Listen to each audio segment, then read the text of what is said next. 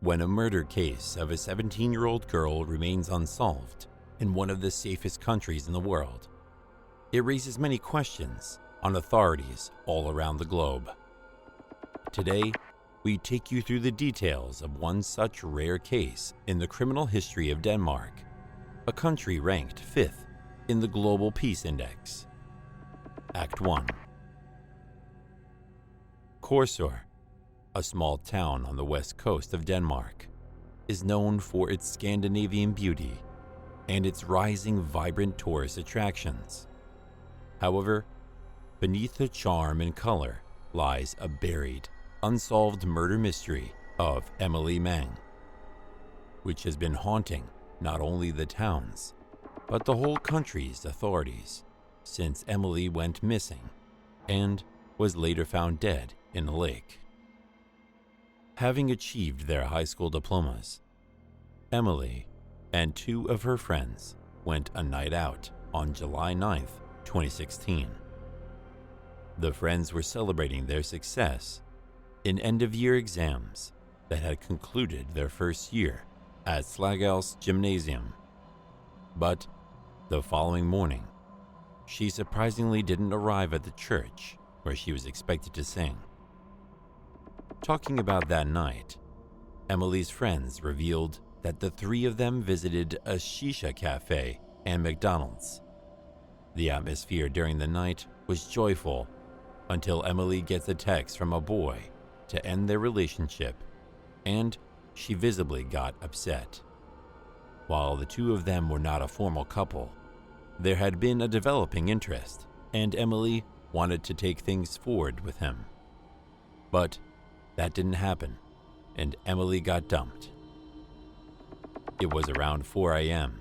on a Saturday morning of July 10th, 2016, when she refused to take a taxi with her friends and decided to walk back home from Korsor train station to her home, which was 2.5 miles away. While walking back, Emilie continued to text her friends from her cell phone. She updated them of her route that passed some allotments and onto a small street between the station and highway, but then her phone's battery died. Seeing Emilie walking on the path, thinking nothing is going to happen because it's Korsor, and here, almost nothing happens. Her friends drove past her, and this was the last time Emilie was ever seen. Where did the 17-year-old suddenly disappear? Was it her potential boyfriend who had just dumped her minutes ago? But why would he dump her if he was to abduct her? Did she have enemies in town? That was highly unlikely, as Emilie was known for her kindness, respectful, and well-mannered nature. Did she get too intoxicated during the night out and drifted off herself to some other place? That was a possibility, but there was no suggestion that alcohol or drugs were involved during the night out, or as a part of Emilie's life in a broader context. So, the question still remained. Where did Emilie go? Did the darkness in the streets of Korsor swallow her? To find out, the most extensive volunteer search in Danish history was launched. Act 2. When Emilie didn't arrive at the church, her mother grew worried and went out in the neighborhood to search for her. But, to her disappointment, she failed to find the missing teenager. Upon raising the alarm, volunteers throughout the town assisted local police in scouring the area to find Emilie, despite the best efforts of locals and hundreds turning out to find the young woman. Not even a trace of Emilie was found. In hopes of finding some clue of where she was, residents all around the region were questioned, and the police arrived at certain leads to work on. Witnesses in Korsor reported that while they were on their morning run, they observed a white van traveling at speed through the town. The white van stayed in their memory because it went speeding down the narrow roads of Korsor, and the witnesses were forced to leap aside so that they weren't hit by the van. Another witness added that he saw what may have been the same van at a store just a few hundred yards from the train station. That afternoon, a fire broke out at a factory complex in the town that some speculated may have been connected with the missing girl. A 15-year-old boy was later arrested for arson. Police also revealed their interest in another white-colored vehicle, a Hyundai i30, 2011 to 2016 model. The car was seen driving around the station near the time of the disappearance. Despite all these tips, which seemed like they'd prove effective in finding a clue about Emilie's whereabouts, the police could not grab hold of anything solid. So, as the authorities had very little information to work with, they started working on possibilities and creating their own theories of what might have happened. The first theory was that she had taken off unexpectedly to some other distant place. It was likely, as she was upset with her relationship. The second possibility was that she might have had an accident. Her route home took her across a canal, and there was a possibility that she might have slipped and fallen in the water. And the last and the most unsolicited theory was that she had become the victim of a crime. Sadly, as the weeks went on without a trace of Emilie, the authorities started to prepare for the most uninvited theory, the third one.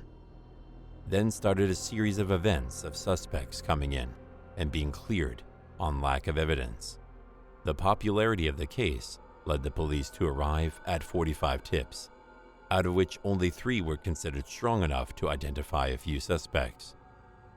The suspects were a 33-year-old truck driver and a 67-year-old who had his home searched on 5 separate occasions.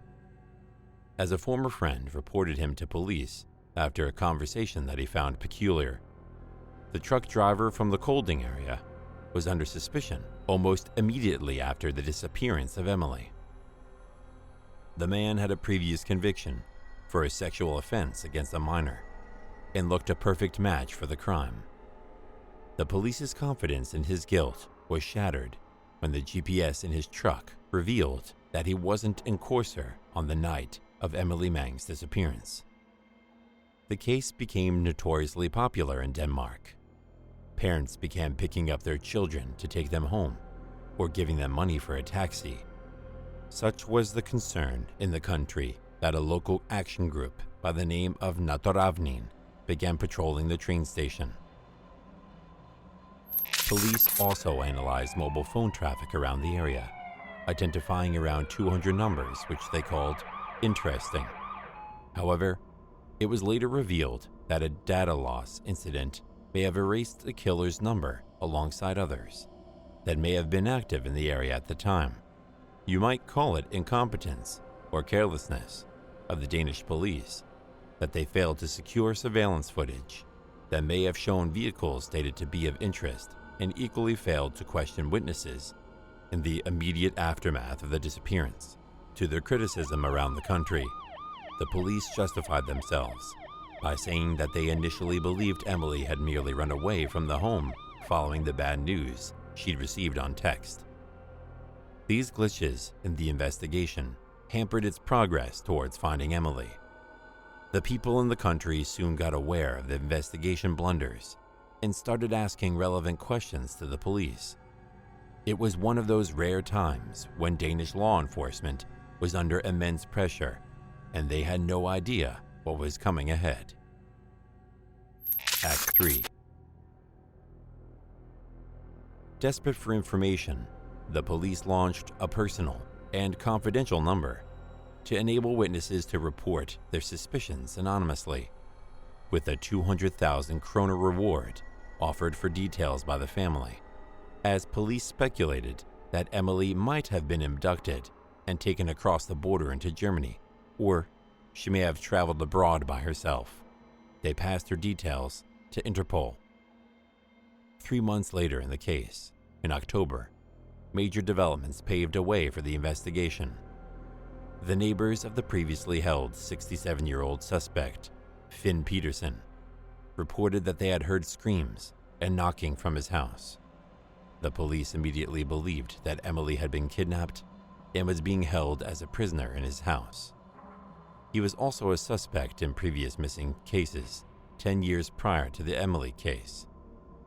Drilling into the walls and the floor, Peterson's house was searched on 4 different occasions. However, when the authorities found nothing there, he was eventually eliminated from the list of suspects.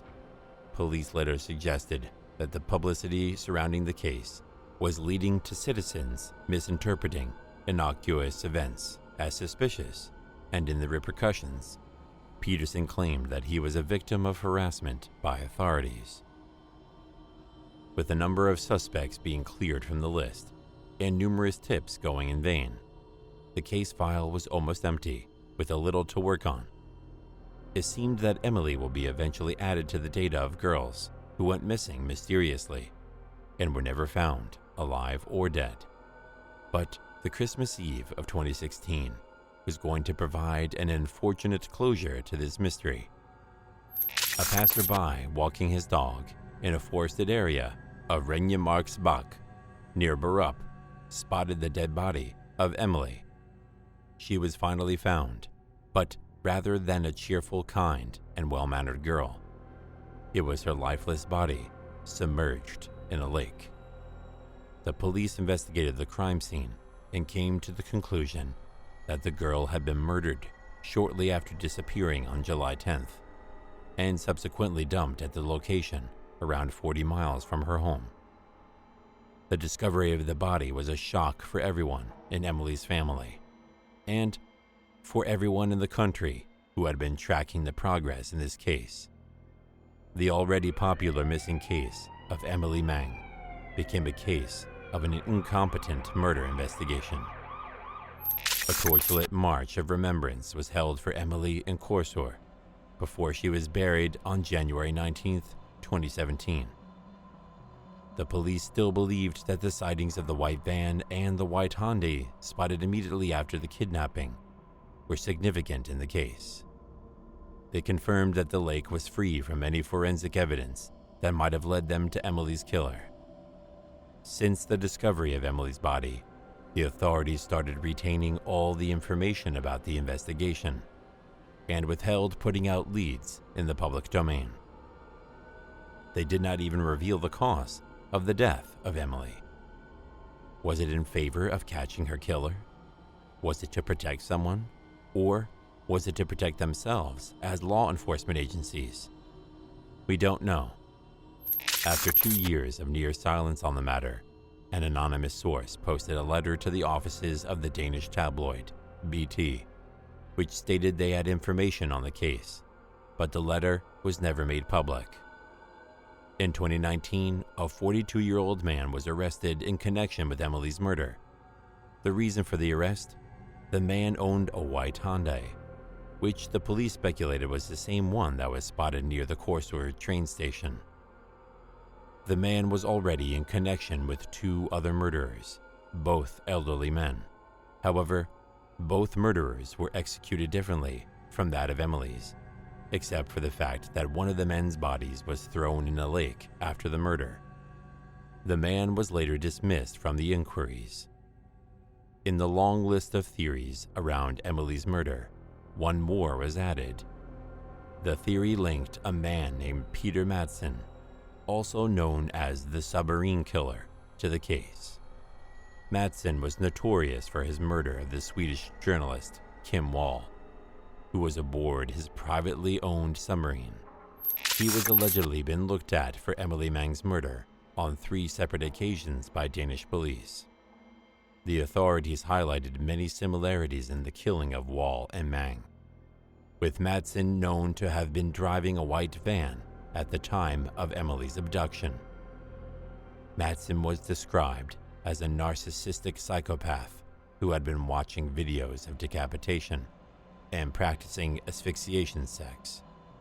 But just like all the other suspects in the case, even Madsen has not been charged with Emilie's murder due to a lack of evidence against him. After 6 years, the murder case of Emilie Meng still remains unsolved, and the acknowledgement of it still makes the Danish authorities uneasy, as the investigators went quiet ever since finding Meng's body. it is difficult to judge how close the police are to a breakthrough in the case. Exit. With developments just around the corner, the case still stands upright to be the one that provokes strong emotions in Denmark. Many question whether the police have the training or support to deal with such issues, and whether Denmark's strict laws on surveillance are adequate in modern society. What do you guys think?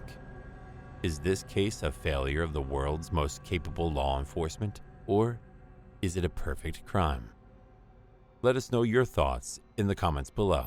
If you liked the video, don't forget to hit that like button, share, and subscribe to our channel for more such rare mysteries. Also, to never miss an update from us, click on that bell icon to get notified when we come back with our next mystery.